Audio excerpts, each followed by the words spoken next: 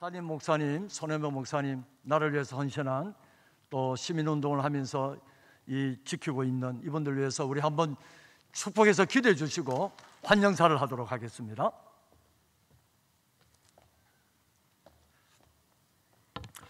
기도하겠습니다. 자비로우신 우리 하나님 아버지, 이승만 대통령을 통하여서 이 나라의 민족을 기독교 국가로 만들기를 소원하고 온 사회 일반에 하나님의 말씀이 전할 수 있도록 힘썼던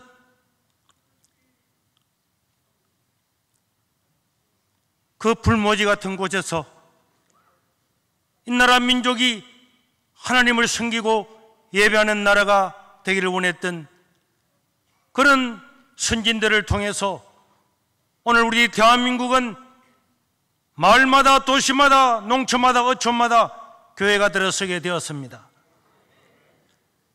우리가 이런 놀라운 뜻들을 계속적으로 이어감으로 말미암아 이 대한민국을 아시아와 세계의 선교의 전초 기지로 만들어서 하나님 나라를 확장시키는데 힘쓰는 이 나라 조국이 되도록 도와주시옵소서.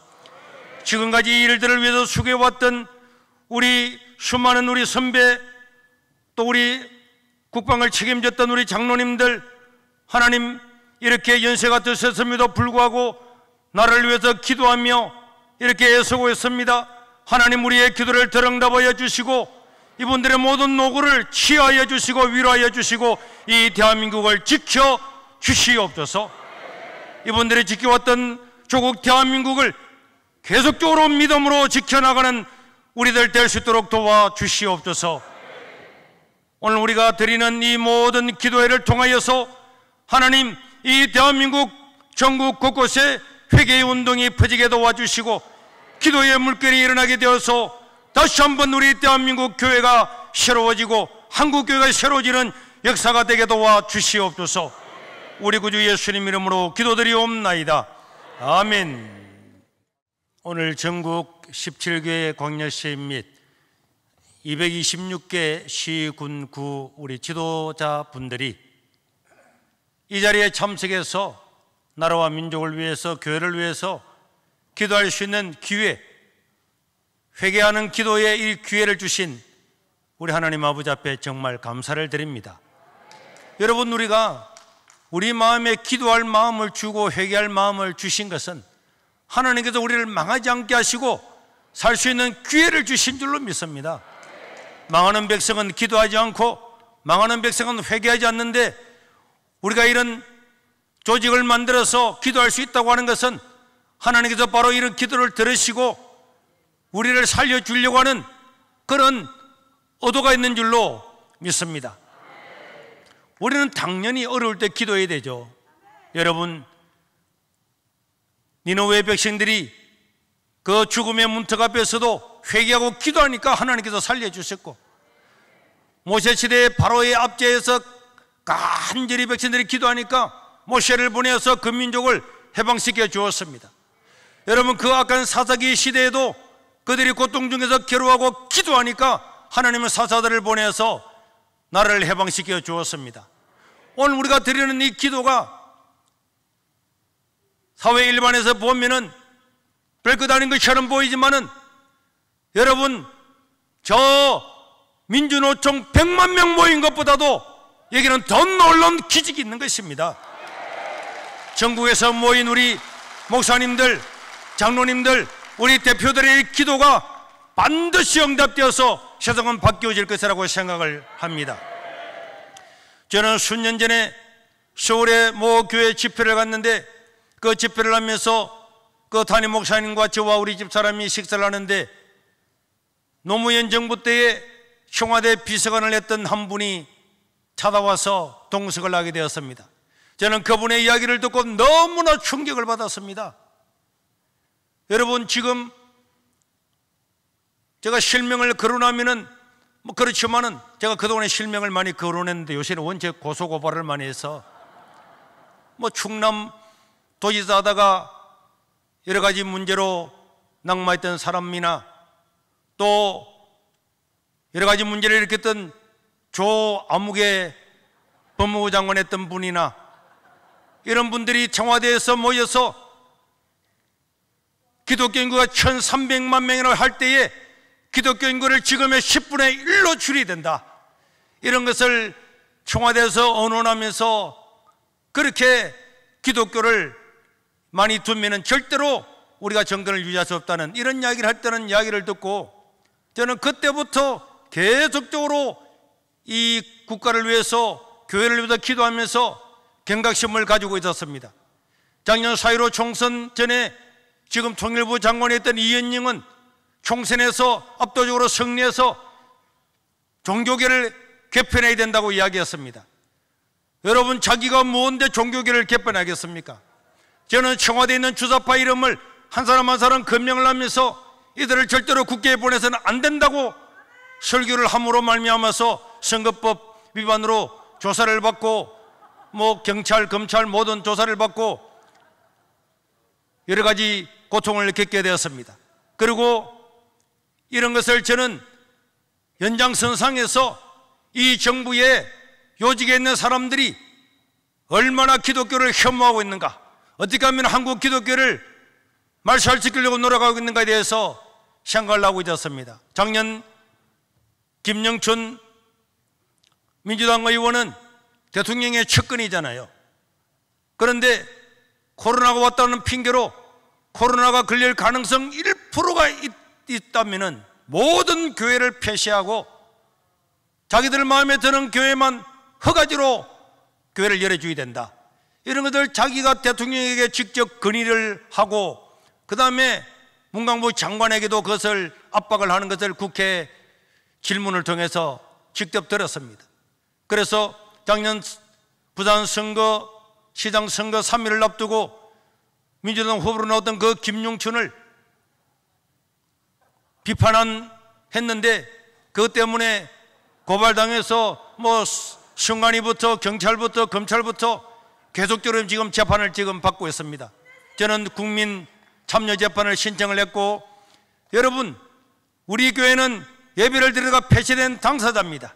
당사자인데 국가의 고위직에 있는 사람이, 대통령의 측근이 코로나 걸릴 가능성 1%만 있다고 하는, 일어나지도 않은 것을 예단을 내가지고 모든 교회 문을 다 닫고 교회를 허가제를 하겠다, 이런 발상하는 그 자체가 이게 전체주의 국가나 공산주의가 아니면 절대로 일어날 수 없기 때문에 선거 3일 전에도 이 동영상을 틀고 강력히 비판을 했는데, 이런 것들 때문에 우리는 지금도 재판 가운데 있지만은 이 모든 연장선상에서 저는 코로나를 보았습니다. 작년에도 우리가 계속적인 예배를 드리다가 작년에도 폐쇄를 당하고, 작년 12월 30일부터는 새로운 감염법 예방법 49조가 발동됨으로 말미암아서 예배를 드리다가 정부의 방침대로 하지 않으면 경고를 받고, 경고를 했는데도 예배를 드리면 10일 정지하고, 10일 운영 정지를 했는데도 예배를 드리면 무기한 폐쇄에 들어가고, 폐쇄에 들어갔는데도 불구하고 예배를 드리면 교회 표지판을 뜯겠다고 하는 것이 감염법 49조였습니다. 저는 그것이 작년 12월 30일 날 발의됨으로 말미암아서 저는 1월 첫째 주부터 우리 교회는 당회가 모여서 좋다, 우리 교회가 계속적으로 예배를 드림으로 말미암아서 이 법안을 무력화시켜야 된다, 우리는 헌법 소원을 하고 법적인 그런 대처를 해야 된다. 그러려고 하면은 피해 당사자만이 헌법 소원을 할 수 있고 피해 당사자만이 행정소송을 하고 있기 때문에 할 수가 있기 때문에 우리는 당에서 만장일치로 우리 교회가 폐쇄가 되고 우리 교회 하나가 없어지는 한이 있어도 한국교회를 위해서 우리가 희생하자. 만약에 우리가 잘못되면은 저는 여기서 책임을 지고 교회를 사임하고 내가 목회를 그만두겠다.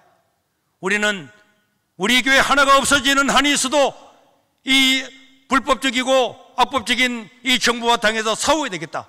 그렇게 해서 저희들은 예배를 드리다가 그 예방법에 의해서 첫 번째로 실제로 교회가 폐쇄가 되었습니다.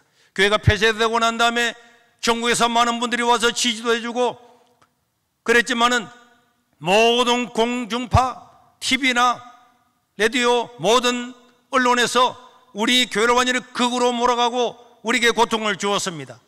서울에서 5명도 모이지 못하는데 여기서 1000명이 넘는 사람이 함께 예배드리는 광경을 보고 완전히 우리를 매도했습니다. 그러나 여러분, 우리는 여기서 굽히지 아니하고 교회가 폐쇄됐음에도 불구하고 저 잔디밭에서 추운 한겨울에 하나님께 예배를 계속적으로 드렸습니다. 그런데 놀라운 것은 우리는 아무리 교회를 폐쇄하고 정부가 압박을 해도 우리 세계로 교회 교인 한 명이라도 남아있는 날 동안에는 반드시 우리는 대면 예배를 드릴 거다, 이렇게 해나갔는데 놀라운 일이 일어났습니다.